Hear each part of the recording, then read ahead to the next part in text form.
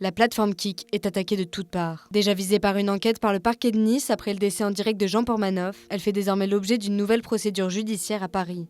La procureure de Paris a annoncé l'ouverture d'une enquête du chef de fourniture en bande organisée de plateformes en ligne illicites. Les enquêteurs cherchent à savoir si Kik a sciemment diffusé des vidéos d'atteinte volontaire à l'intégrité de la personne.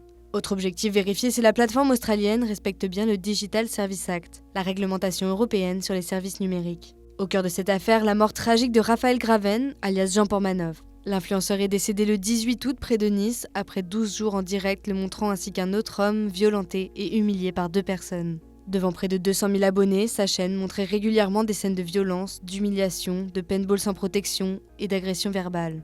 Des contenus que les promoteurs présentaient comme scénarisés.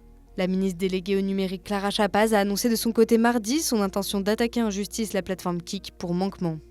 Concernant Kik, j'en fais mon combat. Nous avons aujourd'hui, avec tous les services qui étaient réunis, fait le point sur les actions qui sont en cours.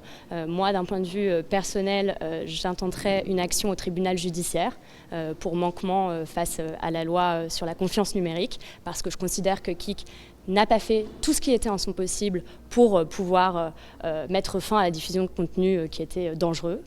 Et donc, nous allons lancer cette action aujourd'hui. Et puis, nous ferons en sorte que tout ce qui est dans la responsabilité de tous les services concernés puisse aller au bout le plus vite possible. Vous le savez, il y a une enquête qui est ouverte et nous suivons tout ça de très près.